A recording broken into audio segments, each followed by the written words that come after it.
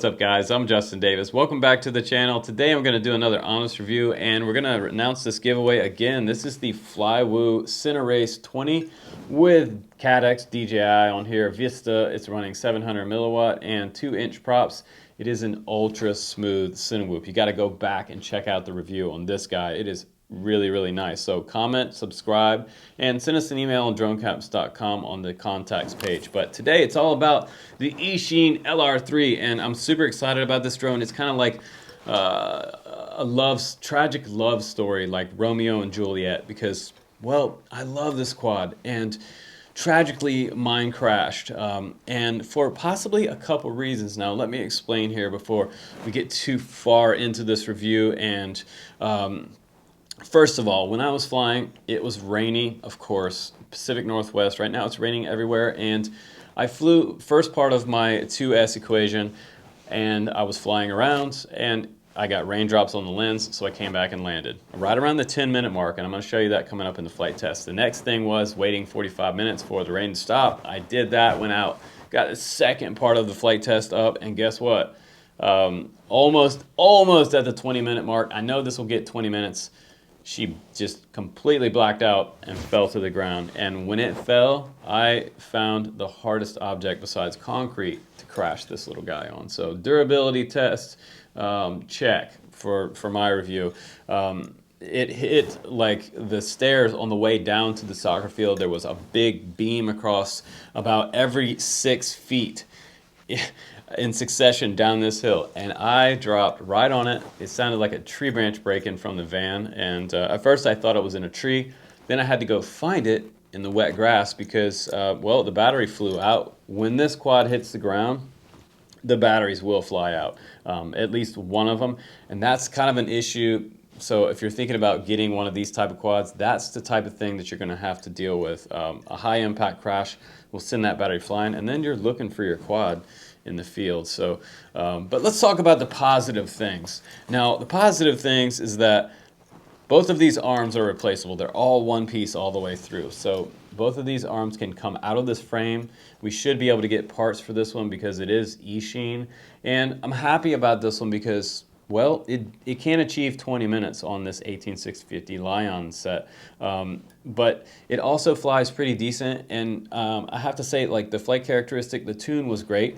I did feel the extra weight of the extra battery on there, so that's something to think about. It does have these cool little TPU mounts on the bottom that it kind of stands up on off the ground, and one of the reasons that I was super excited about this one, guys, is that it had 1303 motors on here, but not only that, it has 4,500 kV, which is lower than some of the other 1S quads out there with 18650 batteries on there, namely the Crux 3. That one has 11,500 kV motors on there. So lower kV should give me a longer flight time for really sending this quad way out there. And with GPS on here, I mean, if I fail safe, it's going to turn around and come back to the home point. So I have beta flight return to home on here.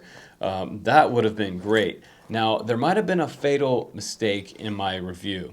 And the problem was that all of my batteries in the house, all of my 18650s have been flown to death, and they're near death. When I put 2 of them on this quad, it flew for a minute and then fell to the ground and sagged out and died. And I thought, there's trouble in paradise here. Gotta be a problem. So I went to a local vape shop, and the cool thing about these quads is that, yes, you can go to a local vape shop and you can buy any type of little 18650 Lion and fly it on this quad. Great, but there is a catch. You have to watch out for which battery you buy. And I say any battery, that's not true, because this battery right here, look at the very top of this battery. I want you to see, we're going to get to macro right here if it will get into focus. There we go. See how that's ultra flat on that top? You need a button top version of an 18650. See how this one has a button top? These are my new ones. They just came in a few days after my crash, of course.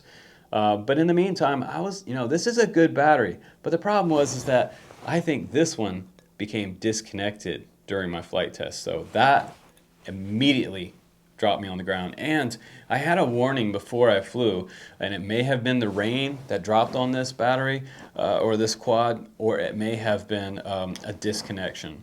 So I had a problem when I sat it on the ground and I plugged it in with this battery. This was my warning. It turned off. And I thought, well, I'll just, you know, put it back in and everything would be good, and it turned on, and I flew another 10 minutes and static on the screen, dropped to the ground and break. So I'm gonna go ahead and do this flight test for you guys. I still think it's a fantastic quad. You just have to fly the right button top batteries on there. Get the ones that are, these are nice. I'll try to find some that are 5,000 milliamp for you. These are actually bigger than these. These that I bought, 28 bucks for two. It's ridiculous. But I was in a crunch and I wanted to get this flight test done for you guys. So 3015 milliamp on that battery. Seemed to hold out quite a long time, but I feel like if you had the 5,000 milliamp batteries, you guys could probably squeak out like maybe 24 minutes on this quad. So yeah, that's what we've been waiting for. 2S on a sub 250G quad. Let's go ahead and do the flight test, and my tragic love story comes to an end at the end of the flight test. Here we go. All right, guys, here we go. We're gonna get this quad up in the air, and I'm running 25 milliwatt today, so I didn't want to bring the milliwatt up during this flight test because we're running 18650s, and I just wanted to get the maximum flight time. If you're running a higher power, you're gonna have some battery draw from that higher power on the VTX. So 25, and we're on race band 1, and you can kind of see how the 25 milliwatt performs out here in the parking lot. I think it does pretty good. There is some breakup around the tree canopy, but that's kind of be expected with 25. And honestly, you can squeak out a mile on 25 milliwatt. People have done it on wings and drones. But what I first noticed was the weight of the extra battery on there. I do feel the weight. Now, I gotta say that. I don't know if I haven't watched the other reviews on this particular drone, but I did notice it right away because I'm used to flying the other one, like the Recon 3 and the Crux 3. Those feel light in the air, and it almost feels like you could probably freestyle those a little better, even though we have a 2S battery on board here with a little more juice in the motors. But these are lower kV motors than both those other models. The other model, I believe, has 11,500 kV and 11,600 kV, and these have 4,500 kV. So I had to land and start over my flight test because it rained for about 45 minutes, big drop rain. So now I'm doing the second part of my flight test on the same set of batteries. You can see I'm still at 3.5 volt on my average cell voltage at the bottom left of the screen, and the cruising throttle on this quad, it was around 60%. You can see there on the top left. But I'm just speeding up part of this flight test because it would take forever, about 20 minutes worth of DVR here. The next thing that I noticed is that it was a nice cruiser. I'd say if you're brand new to FPV or just getting into FPV, this one would be a great starter quad. You can fly this around in stability in a little soccer field or baseball field. It's the kind of quad you can take out somewhere and fly like close proximity. Or the nice thing is that you have GPS, so you can really send it out there. If you're an intermediate flyer and you put crossfire on this, you can get miles out on 20 minutes. Fly 10 minutes out, or about 8 to 9 minutes out, turn around and come back. You want to have a little bit of juice left in your battery on your return, especially if you come back with a little bit of a headwind. That's going to take a little more power out of your battery. But I thought the tune looked great. It's super smooth. It's kind of like flying ferry boat, so to speak. It's very predictable, and look how slow it can go. It actually feels like a little tiny whoop at times. And even in the acro mode, the rates are super soft. So if you do any type of flips or rolls, they're not going to be fast like a freestyle quad. And this quad's not going to be able to catch itself in a power loop. I wouldn't try to power loop this. You might power loop it and break it. But I was literally at the 19-minute mark right here, and this is my final pass across the field. I was going to just come back around and land, and tragically, the battery died right there. So it came disconnected, or the battery just totally died. But let's go ahead and give some thoughts after the flight test. Here we go. All right, guys, my Nano LR3 just dropped out of the air. You got to use those button style batteries, and it has the pop top on the very top. Mine were the flat style, and I had to use some ones that I got from a local vape shop, because it seems like my old batteries just sucked and I was only getting like a minute flight time. I know that Nick did a flight test with this same type of quad and he ended up with 20 minutes flight time. I was on my 19th minute and we fell out of the sky from way up there all the way down to here. Now, it was raining on the first part of my flight test, so that might be a factor also, but I have a feeling that the battery just kind of wiggled loose.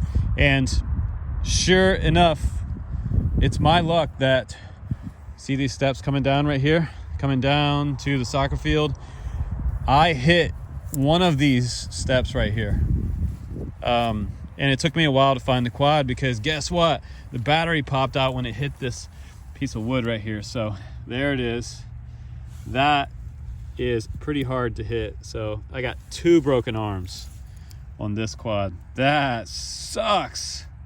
So that's the durability test right there. 3mm carbon fiber.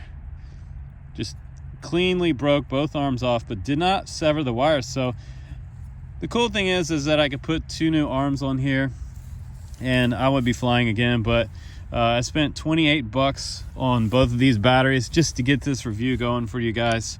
And they seem to be doing really well. I feel like I could have got maybe like 21 minutes flight time out of this quad. And you know what? This has really surprised me. This is kind of what we've been waiting for, that like 2S configuration here.